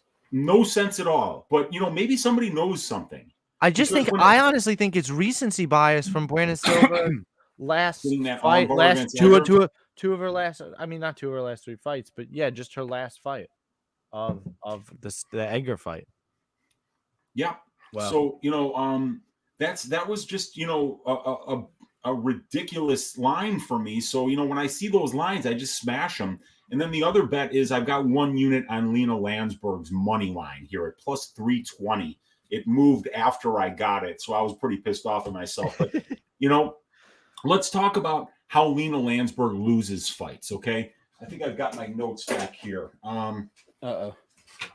I kind of looked through what Lena does in her wins and her losses. When Lena loses fights, right, she gets 11.37% control time, and she allows 62.2% control time. So how is Lena losing fights? She's getting taken down, she's getting put on her back, and she's getting kept there, right? But when she wins fights, she's out-controlling her opponents 48% to 26%. So Lena, when she's actually winning fights, she's getting girls up against the cage, holding them there, landing shots, getting the occasional takedown and some top control, and then winning the striking exchanges as well, right? Myra Bueno Silva, in 7 UFC fights and 69 minutes in the UFC cage, has 4% control time for and 37% control time against. She's losing 90% of the control time battle in her fights. So when I see a fighter who loses by losing control time battles, I don't want to bet on a minus 500 favorite when she's never out-controlled any opponent in the UFC. So if that's how you beat Lena, why that line just seems completely off to me. Myra Bueno Silva has completed 0 takedowns in her UFC career. She's a low-volume striker. If this fight goes the distance, and I think it will, how do you justify laying minus 500, 83% implied probability on somebody that doesn't find ways to win minutes with wrestling or striking? Lena literally been dropped. Myra Bueno Silva has never landed a knockdown. Landsberg has knockdowns in her last 2 fights, and she got destroyed in those fights and was getting controlled for the majority of it. But while the fight was standing, she's landing big shots. I just think this line is ridiculous, so I took a shot on it. I'm sold. I love the way you explain shit, man. We need shows with you more often. I love when you come on. Just incredible stuff. It's a great time. It is a great time. You look for things in those numbers, that sharp. especially when you got one, fighter that's minus 500 and the other one's plus 375. You go, all right, at that plus 375, let's find something. Let's find one path. And I found a couple. Yeah. So I'm like, well, right. I'm taking a shot here. I only need to be right about 25% of the time to cash these bets. There was no part of me that wanted anything to do with Buena Silva, at all. I was not necessarily picking her in this fight. There was no bet for me. And to hear that, it's dog hunting season. We at the kennel. Let's go. Yeah, and you can get a much better price than I got, you dicks. You can get plus 375 while your Uncle Weezy's sitting over here on the sideline like a prick with my plus 320 ticket. Bro, she's plus 380 now. My God. Yeah, I don't get it. Look, does Silva have a great chance to win this fight? Of course she does. She's tough. She's good in the clinch. She's good standing up. She's got a really great submission game from her back. But if Lena Landsberg doesn't take her down and Lena Landsberg wins minutes in the clinch like she does all the time, this fight could get really greasy and really close. And I'd rather be holding the plus 380 ticket in a greasy, close fight. Absolutely. You've convinced me to the point that for official picks, I may even be on Landsberg. I'm gonna have to see some. I'm gonna need to see some face-offs, obviously. So make sure you take look on Saturday for my official picks, and you look at our Bet MMA on Saturday for our official bets, and you can look at our website at chronicombat.com for our running standings against each other, right, TB? You're up 1 on me at the moment. What's the record? You got that? Yeah, let's go, motherfucker. Yeah. Hold on. In that fact, let me pull it up on my end so I can let you know exactly. But anyways, let's get this party started on our next fight as I get that going before we hold it up. Hussein Askabov versus Jamal Emmers. He's coming back after a real sketchy set of decisions that led him to getting in a leg lock battle with Pat Sabatini. That's our boy Jamal Emmers. That was the worst decision ever. Just stand up. Oh, I knocked down Pat Sabatini. It's time for a grappling battle. It's you knocked out the alligator, so you decide to get back into the swamp with it. What are you doing? Oh, yeah. By God. So, yeah. Decision making is never going to be one of the strong suits of Jamal Emmers. It's just something that we've never seen him do on a consistent basis. It took him how long to decide, oh, wait a second, Giga Chikadze, I can go and try to take him down. I don't know, man. That was actually kind of closer than it should have been. But Giga's even a little bit of a fraud. Giga's not really that good, is So the question is Hussein Askabov a fraud? That's the real question here. He's not made his UFC debut. In fact, he skipped over the Contender Series bout that he was originally scheduled for. And sorry I'm late, hoes. It's all right, Lou. We still love you anyways. You're the best. Thanks for showing up, buddy. There's those yam bags, Lou. Let me see them. Can't wait for our real. Yeah, we'll save it. I can't ruin stuff. Anyways, but yeah. So, anyways, yeah. Don't worry, I can't ruin it. Go look at the DMs if you want to know, Guru. So, anyways, Hussein Askabov, I just have a feeling like this guy. He's one of those ones. Yeah, it might be padded record. Okay, yeah, 23-0, whatever. But I feel like he fights out of a legit gym. He's shown legit finishing skills on the regional scene, which, what more can you ask? And yeah, I mean. He's even won a few decisions here and there too. So it's not like we've only seen one win capability. So I'll go ahead and say, why the fuck is he only minus 130? This could be the gift from the gods line. Don't say it. It's not. I think it is. I'm 3 for 3 on calling those, by the way. So I'll take Hussein Askabov by leg lock. I just hate it. First off, I hate the verbiage. I hate all of it. And I don't God's know. plan. You're an idiot. You love Drake, and you're gonna make fun. That's his worst. I do love Drake, but that is my least. That and that other one. He's got that dance one he did for TikTok. I hate. I don't even remember the song's name because I hate it so much. But those are the 2 songs. Otherwise, Drake's the GOAT. Yeah. So Askabov's interesting individual, right? Probably one of the first UFC fighters ever born in Luxembourg, right? What's the deal with that? It's interesting. Born in Luxembourg? Yeah, he's from Luxembourg. How many Chechens or born in Luxembourg. Yeah, Has that ever happened before? I don't know. We got. Where's your producer? You got a producer for this show, right? Get him on that. Let's figure this out, man. That's so funny. Yeah, TV. A Chechen born in Luxembourg. This is brand new. I brought the producer on the show. Just put me to the top of the screen. Yeah, you idiot. because I took myself out and brought myself back. That was a joke. It's just Jamal Emmer's coming off of reconstructed knee surgery at 33, 34 years old. I'm not exactly sure what to expect. And Ashkabov, right, hasn't fought in a little bit, right? When was the last time he fought? It was this dog's been getting visa issues. 3 years ago. Visa issues. That means more time for USADA evasion. Sorry, I couldn't show up to the drug test. Oh, gee, Willikers, my bad. Come to Chechnya. Come to Chechnya. I'll piss in a cup, and they're like, "Yeah, we'll just catch you when you're here." Come to Luxembourg. You're not going to Grozny. Oh my god, I can't. I just think that everything from what I've seen of him, his calf kicks, they're devastating, and the way Jamal Emmer stands, that could be a problem for him. He's got strong offensive grappling, which we've seen that Emmers doesn't necessarily deal with well.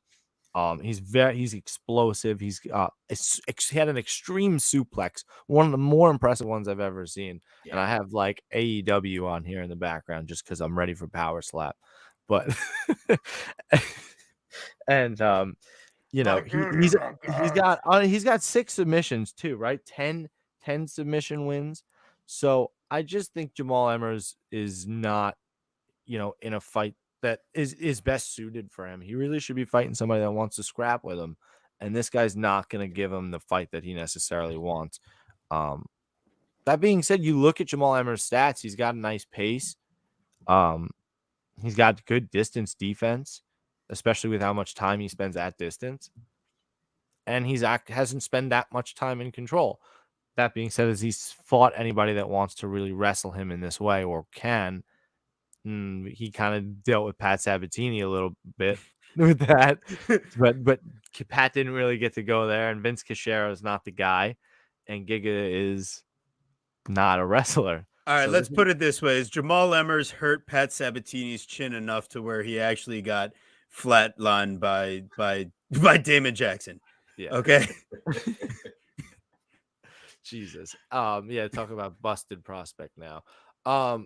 Seriously though, I like I put a unit here on Hussein at -130. Bam. So I like it. I think he's gonna win, and at -130, I'm paying it. Gift from the gods. Uncle Weezy's got something cooking for me though. This is like every other fight on the card where you could find so many reasons not to bet the fight, right? Okay. On the Ashkabov side, this guy hasn't fought in 3 years. You look at those last 2 wins: Yusuf Visa Itov and Umar Movsarov, right? And I just, for shits and giggles, I went because I was like, oh wow, Movsarov is like 7-1, and Visatov is like 3-0. So I was like, maybe they're decent fighters. I think that neither one of those guys in their 10 combined wins ever beat somebody that had 1 win on their record. They were all 0-0 guys, or like 0-1, 0-3. I'm like, if this guy's 21-0, what is he fucking taking fights like that for? He's fighting the peanut vendor and the Uber driver who drove him to the goddamn stadium. That's who he's fighting, Like, it's ridiculous. I don't listen, man. When Chris sees red, he can knock out anybody. You don't understand. And then with bang, Emmers, bro. Dude, like Emmers is the kind of guy that would like dive head first into quicksand. You cannot count on this guy making good decisions in the cage. He waited 7 minutes to attempt his first takedown against a pure kickboxer in Giga Chikadze. He put himself into a 50-50 position with Pat Sabatini and decided to go for a toe hold. A toe hold against a Brazilian Jiu-Jitsu black belt who's known for ripping dudes' knees up, right? And he did that to himself, and now he's coming off serious knee surgery, and he hasn't fought in over a year, and he's made really bad decisions in the cage when he has been here. There's reasons not to bet both of these guys.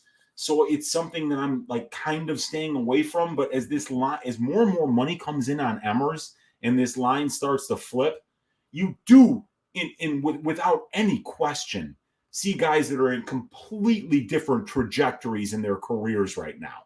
You got a 33-and-a-half-year-old who will dive headfirst into quicksand, who's coming off of knee surgery and hasn't fought in over a year, and then with Ashkabov, he hasn't fought in 3 years. Right. But he's training at Tiger Muay Thai and at an American Top Team.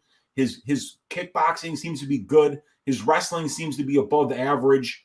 And he seems to be finding multiple paths to victory, like you guys noted. He's 7-0 in decisions. He's got several submissions and a lot of knockouts as well. Jump knees, heel hooks, rear naked chokes, guillotines, 3-round decisions. He can really do it all. So I'm leaning Ashabov here, and the more the line keeps coming in, I can find several reasons to say I'm betting against Jamal Emmers. No, absolutely, without a doubt. And I like you're saying, I think it's a showcase spot for somebody who's undefeated and so young. And then you consider the fact that where Jamal Emmers is on his contract, how many fights has he had? He's had 3. What does that mean? After 2 years, he's got 1 fight left on his contract? Yeah, you're losing this one, buddy, and you're going to be on the roster watch on Tuesday. And, good luck in the, the regionals, where he probably belongs back to. Been very, unfortunately, underwhelming, after the Pat Sabatini thing. I think if he didn't bust up his knee there, he probably could have ended up with a better matchup. Or maybe I'll tell you something. You guys, this is not a sport where you can waste time. You have a very small window as a professional athlete to be healthy in this sport and make a run. And when you sit in the cage with Giga Chikadze for 7 minutes and don't bother to try a takedown when you've got a seriously good, wrestling background, that's a fucking problem. When you're putting yourself in a 50-50 positions with a guy who can take a year off of your career in your early 30s. It's like the only thing on Pat Sabatini's positions. And he put himself there, and the consequences were there for all to see. Yeah. And it was not only just a loss on his career, cost him a win bonus after he sparked Sabatini early there on like one of the first punches that he threw, but he put himself into a situation where he got his knee torn up, had to have reconstructive surgery, and now here he is at 33.5, and we've got to hope that he makes better decisions now. Not ideal. We've seen the best of Jamal Emmers. I think we have the best of you. All right, so we brought out our inner Foo Fighters, and we're ready because this fight, I'm not really sure either guy is gonna really look to bring the fight per se, but upon further review, it should be the co-main event. Honestly, name value, you would think, right? Compared to what they actually have up there. Yeah.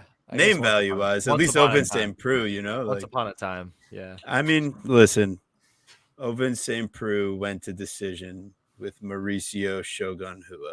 And at this stage. Split decision. Yeah, split decision. Felipe Lins, it hasn't been pretty. It really hasn't been something I want to. He took John Jones to decision. He's a savage.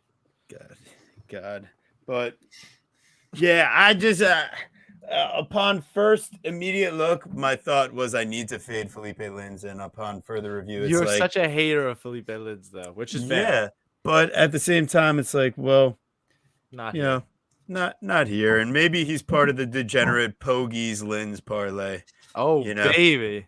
Maybe that's what it is. Like a 1 unit, I need bets on all the fights type of idea, but like, fuck this fight, please. Like, to start round 3 minus 165. I don't even know. Like, I'd rather. I do. I kind of like the fight to go the distance. The distance. I think it's just a slop fest. Sloppy.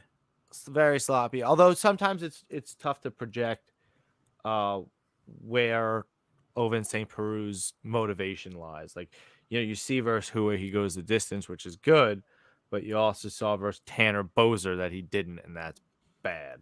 That's bad. Getting knocked out by Jamal Hill is not a big deal. That's not really even fair. And then beating Alonzo Menafield is cool, and the split decision versus Ben Rothwell is actually kind of cool if you, like I'm saying, like this fight to go the distance.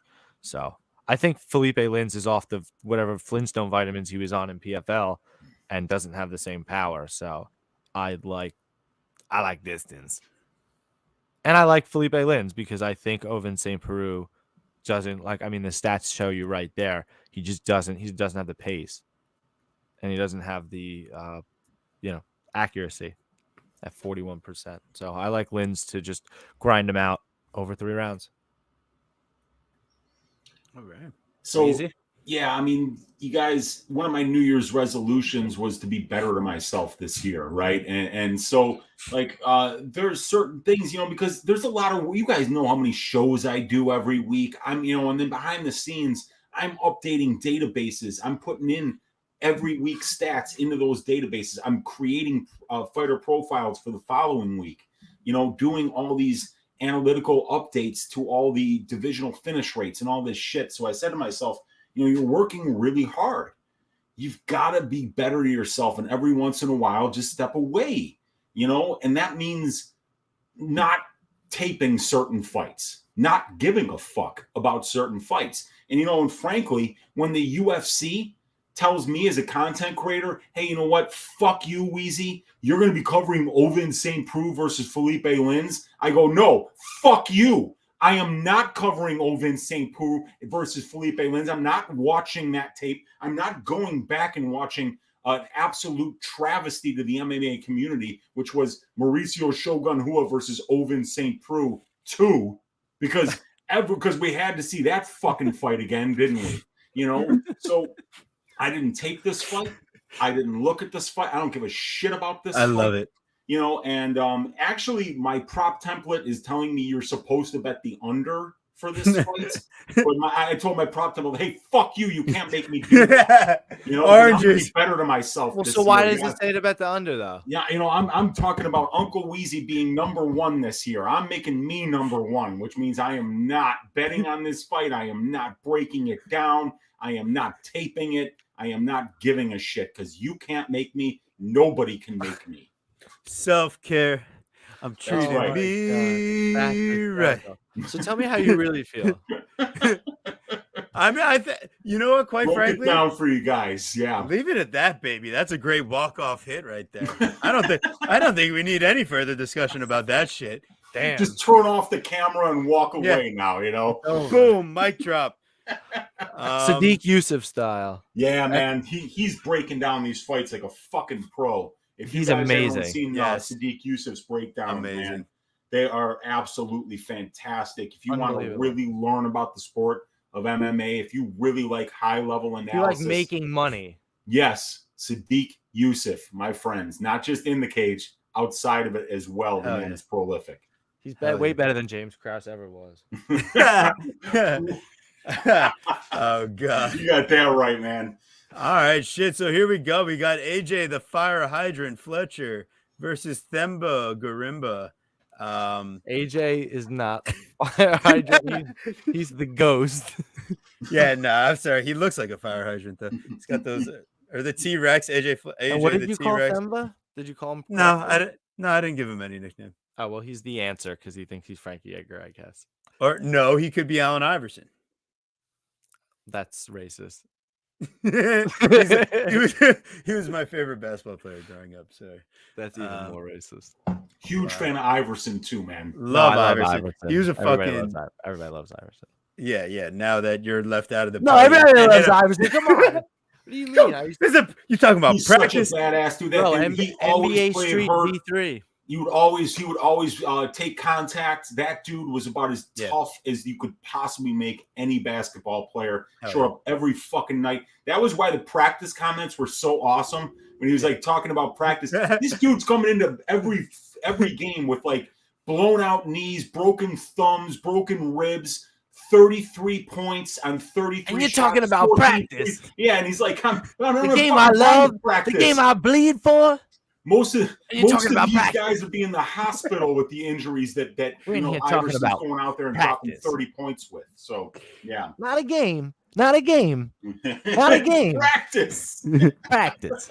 And you think I don't know? I Love love it. AI. Shut up, TV. Get out of here, bro. Get out of here with that shit.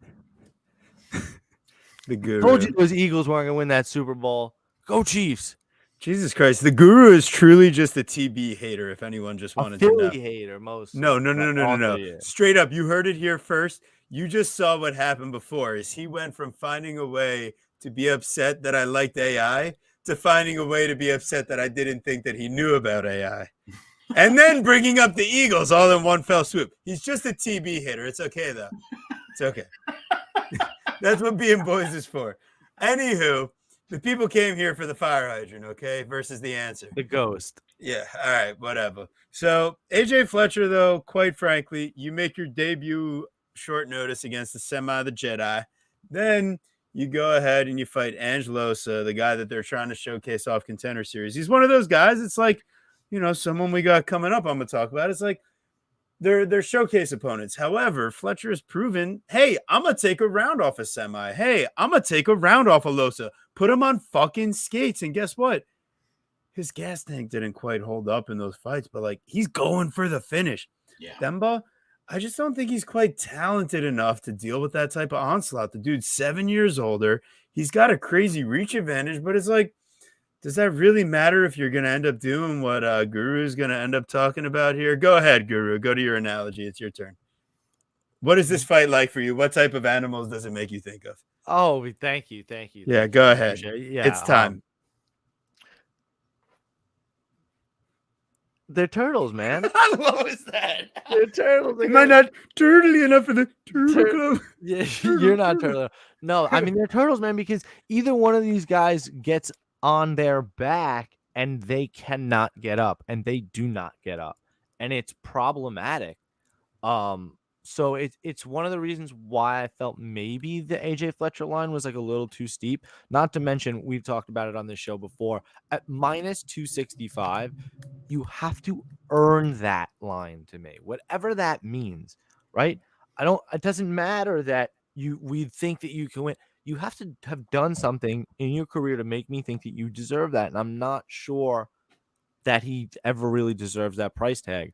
So I get some of the love for him.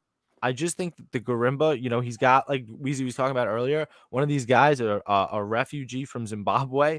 Like, he's just got an interesting story, and you might have to fucking kill this guy. Like, he might come guns blazing in his debut, or he might be too emotional and get toppled over, and he's a turtle and he can't get up. So I get it. AJ Fletcher does have the better striking, the more fluid striking, but he also likes to block punches with his face. So it's very interesting, this fight, for sure. Fletcher definitely has more of an upside if he can get his shit together. I'm just, like I said, not sold on him yet. So yeah, I got not really not a fight that I love. Fletchy inside the distance plus 100.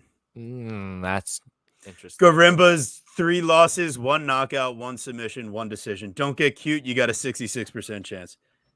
I just feel like the thing that Fletcher has struggled with in his last 2 fights with Angelosa and Semmelsberger was the size, and he doesn't get any favors here again with Garimba being 2 inches taller and a 9-inch reach advantage.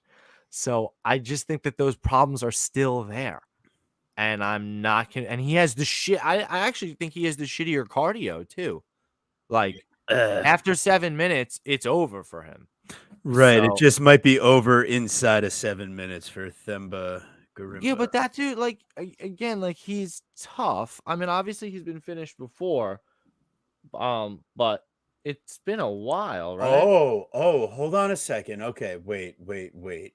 I just had the idea of a lifetime. Oh, so no, you did not. AJ Fletcher finish only. What do you think? Yeah. Minus 360 though. Minus 360 Oh, though. yeah, That's juiced. disgusting. Yeah, that's juiced. No, Sorry, and I was just saying. and you can't because they're gonna be on the. Gonna end up on the ground doing dumb shit, and if he's gassed out, Gorimbo could get the sub. Wow. So Okay. I just don't love it. Uncle Weezy's gonna talk way slicker than we are, so I need to hear what his Slick puppy. silky voice has got to say. Yeah, man. So, I used my silky eyes to go and watch tape on this Themba Gorimbo, and it hurt my eyes. This guy is terrible. I mean, he's bad.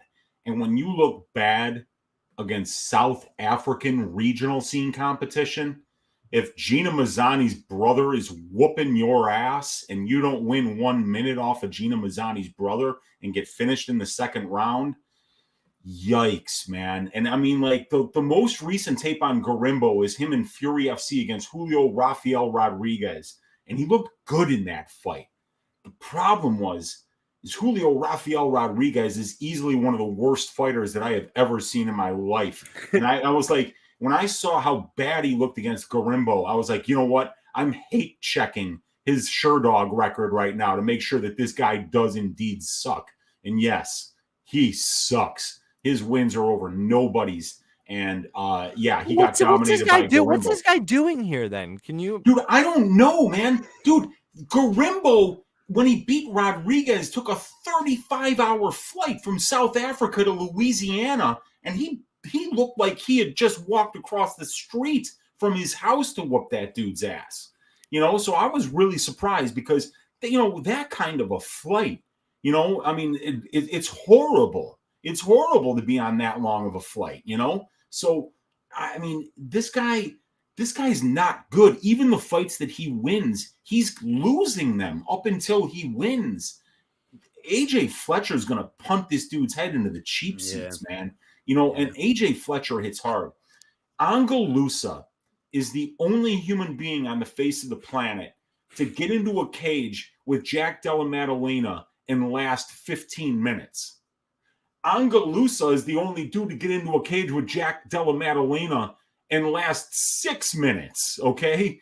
I mean, like, and what Fletcher was hitting him with in that second round, I'm telling you, any referee but Beltran, any opponent but Angalusa, we'd be talking about Fletcher coming off a vicious knockout win in the second round, and he would probably be minus 500 against this guy. I think one of the only people durable enough in the weight class to handle that kind of onslaught is Angalusa. He's very, very durable. And Gorimbo is not. Gorimbo's been finished in 2 of his 3 losses. Like I say, Gina Mazzani's brother, that's the guy, that's the guy that's knocking you out. So, yeah, I don't really like this for Themba at all. And I think that this is a perfect spot for AJ Fletcher to get right. He's only 26 years old, you guys. This is a guy who's getting better with every fight. And he's shown out really well against 2 quality opponents in Lusa and Semmelsberger. Lusa and Semmelsberger beat everybody on Gorimbo's resume. Promise you. Go and look at those names. You won't recognize any of them. So, this is going to be AJ Fletcher. It's Uncle Weezy's ass shaving of the week. I think he gets it done. Yes. Gets it done early, inside the distance. I'm looking for the best line that I can get on Fletcher ITD, and I will be betting that, but it's not a track bet yet. I'm just waiting for it to open up everywhere. Yeah, exactly. So I got plus 100 here on DraftKings, but we'll see. FanDuel has shit yet because Jesus they suck. Christ. Yeah, they got nothing, dude. They don't even have main event. But I got what I want because you convinced me, and we talked about it earlier. So I'm going to say it again. I want the guy that's most likely to win with his best win condition. Give me AJ Fletcher round 1 or 2 plus 130. There you go. Love it, because his conditioning is not conducive to round 3 finishes. So I might be looking at that. What book is that on? DraftKings, because FanDuel doesn't have it open yet. Okay. Yeah, and I could track that. Yeah, I think I might go with that. Let's go, baby. I love it. Fletchy. That's a unit. That's a when unit. when FanDuel opens up, I'd imagine that it'll have a better line. Would be my thought. Yeah, I don't think they're going to be much better than 130 inside the distance. So, is that well? It's not inside the distance. It's around 1-2 grouping. Yeah, I know, but what I'm saying is that like FanDuel, like they won't open inside the distance at plus 130. It'll be less than that 120 number. Sure. Or, and so I would rather get the 130 for rounds 1 and 2. They might have around 1 or 2 grouping though at the better number. Right. I can't get those a lot of the time on FanDuel. I can get it for the main event and sometimes the co-main event, but then on the lower cards, I can't. I don't know why that happens in Illinois. I forget where you're located. I'm in Illinois. I'm in Chicago. Oh, shit. So it's weird. I know weird ones. It's like when I talk to Brady, like he'll be like, "Oh, I've got all those bets," and I'm like, "Fuck, man, it's so weird." Why would it be available in Ohio or New Jersey or New York, but not available in Illinois? So I don't know. New York does less than New Jersey. I know, they have less available bets when you look at NBA props and stuff. Yeah, they have in New York. You can do same game parlays or same fight parlays with takedowns and all this shit, and we don't have that yet in Jersey. Okay. Right. Oh, interesting. So there's good and bad on either end because we do have more total different props that we can play, but we don't have the ability to play those certain things as a same game parlay. Anywho, Fletcher, sounds like we're in agreement. And I like it. Let's see exactly how it gets on our bet slip, but it's going to be on there. And here we go. Our last big line movement and, last fight of the night that we're going to break down. Here we go. Got Clayton Carpenter now at minus 305. From this morning was minus 285. Juan Camilo Ronderos. Yes, Wheezy, it just hit me. Line movement. The king of line movement is one Juan Camilo Ronderos, hailing from Bogota, Colombia, ladies and gentlemen. Juan Camilo, Scarface, Al Pacino, Ronderos. Here we go. It's time. We've got. Woo! Oh man, Woo, Doggy. Ready to talk some Ronderos fights? Let's go. You got that good shit. So yeah, Clayton Carpenter, he's got that good shit, man. I would say he's about to bring the 8-ball to Juan Camilo and show him where to put it. Jesus Christ. Yeah, he's transporting across the border, if you get what I'm saying. Anyways, so we got Clayton Carpenter as the second leg of the parlay piece. I know Guru already laid it, but if you're late to the party like me, you got Nazim Sadikov minus 190 and Clayton Carpenter minus 305 to make it plus 102. The big balls parlay of the week. It's probably going to be 5 units, right, Guru? I would say so. Yeah, so I'm going to go lay that now before the line gets further away from me. So you boys go ahead and take it away because I think we touched on what I needed to do. Take me away. That secret play. That secret play. Sweetest game. Yeah. Clayton Carpenter is somebody that really likes to use his combos to close the distance. He's got striking at all 3 levels, right? He's got a wide range of attacks. Nice head kick. Man, that shit's sweet. Willing to use the wrestling, and he's the best and most successful in his fights when he's wrestling and spam wrestling. You saw in his Dana White Contender Series fight, he's a little reckless with his striking defense. He gets dropped in the first round of that fight, and he kind of struggles at times to maintain his top control. But like I'm saying, if he's willing to spam wrestle, that is where he's best. He's somebody that's like just kind of been born and bred into the sport. Yeah, not exactly. I mean, he's a 4-time national Muay Thai champion, a junior Gold Gloves boxing champion, a 4-year pancration champion. I mean, hold on. Are you gonna tell them the story? No, go suck a dick about it. And then, all right, just started karate at 5 years old. Sorry, I didn't know what pancreas. So whatever, I'll tell the story. I wrote he's a 4-year pancreation champion, and I put a lot of question marks and said whatever that is because LOL in the notes instead of typing these things into Google and thinking about what things could. Because I just hadn't heard it before, and he kind of like muttered it. So I'm like, I think that's what he said, and I just kept moving on with the fight because I realized he was just gonna win. Like it wasn't that deep, but whatever. You want to gas me out, then gas me out. Anyway, Juan Camilo Cocaína Ronderos here is just not that great of a fighter. I mean, listen, he's an unorthodox dynamic striker. He's got good timing on his takedown attempts, and he wants to use his offensive grappling. I just think that he really struggles to close distance and has no striking defense and isn't going to have the wrestling that this guy has in Clayton Carpenter. So, I feel like I don't know what Ronderos was doing. I mean, he got the fight on 24 hours notice. He had to make the weight cut in less than 12 hours. So it made sense that like he didn't make weight. But like to test positive for cocaine, you had to be doing it. It's about a 36 to 48 hour window max, really. Like you really had to have been just athlete. doing.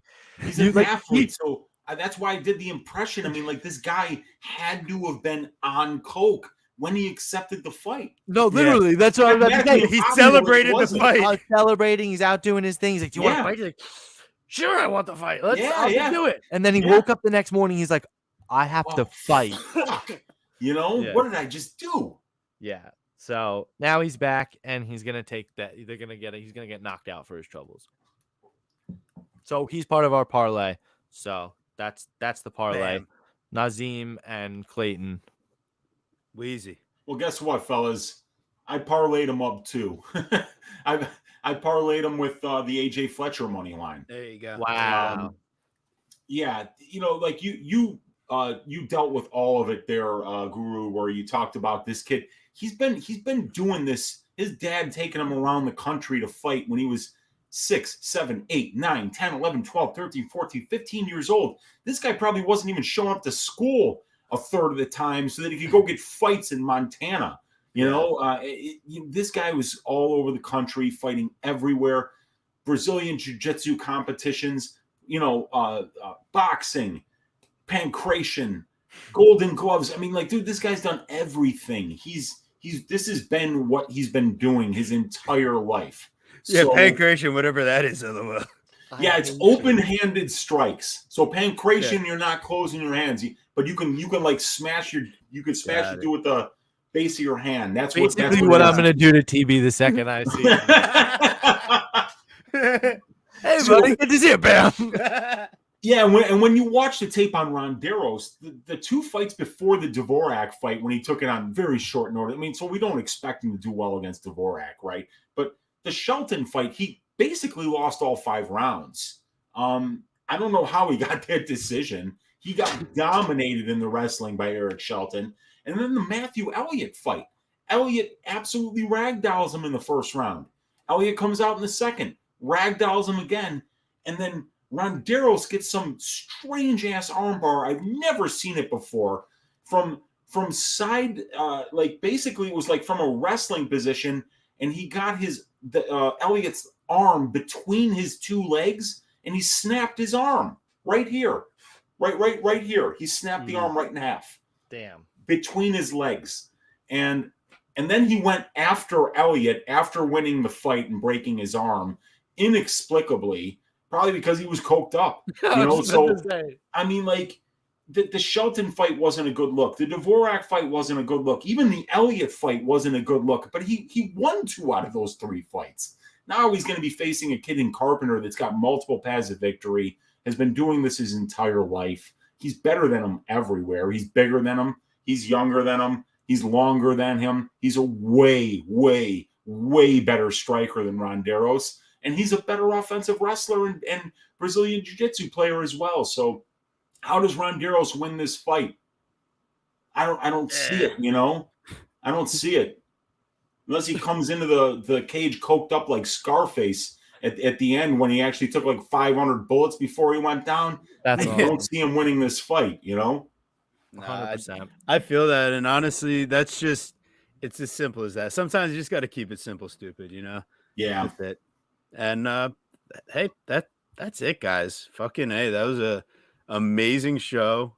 Always love having Wheezy in town. This is a beautiful thing, and thanks so much to everyone in the chat and everything. And man, there's not quite UFC 284 level, but we got some fights this weekend, right? So yeah, no, listen, that card that was made by the main event. Let's just be real. Yeah, so kind of lackluster as far as, building out the cards. But hey, coming up, we got a crazy run. And before Guru talks for 15 minutes about that crazy run of fights coming up, Wheezy, you got any parting shots for the crowd here? We really appreciate all the time you. No, man, I appreciate doing this with you guys. It was a ton of fun. Just check out my Patreon, check out my YouTube channel, check out the MMA Engine YouTube channel, and let's all have some fun together. Watch these fights, stack cash tickets like flapjacks, and have some fun, dude. So it was great hanging out with you guys. Always a pleasure having you on. Had been too long, so thanks so much for joining us again. I was also thinking, by the way, Clayton Carpenter similarly round 1 or 2 plus 110. Yeah, I could see that. I've already got that money line parlayed, so I feel really good about just being like, I don't have to worry about how he gets this done, and just go with that. But dude, he's so much better than Ronderos, I mean, like, I don't know. I mean, like, Ronderos wouldn't be here if he didn't have the balls to take a fight on 24 hours notice, which is something that very few people will do. But he was coked out. It wasn't real. At the time to make really bad decisions. So it wasn't real courage. Yeah, dude, I'm really interested to see if Jessica Andrade's hand is actually broken. We got to stay in touch about that. I'm really super itchy about that. That line's moving quite a bit for a main event, so it's very interesting. Oh my goodness, it is. It is. Wheezy, seriously, thanks so much for your time. Everybody in the chat, everybody listening, thanks so much for your time. Make sure you're checking out my awesome co-host, TB Scouting MMA, on Twitter, Verdict, Instagram, and Tapology. Me, Guru Scouting MMA, Twitter, Verdict, Instagram, and Tapology. Tapology, man, it was 33 in the world last week or whatever, right? Out of like 5,000 people. TB was like top 100, top 150. Yeah, sleazy compared to the Guru last week. Which is like, doesn't mean much, but it's, I don't know. It's kind of cool, I guess. We had the same picks, but Guru is more precise. Being precise is important. So other than we got a sick card coming up next week. I mean, I think it's actually one of those sleeper cards with Nikita Krylov taking on Ryan Superman Spann at the Apex, and then after that, man, we got 285 Rob versus Peter Yan. I mean, it's about to just get silly. You got Edwards Usman 3.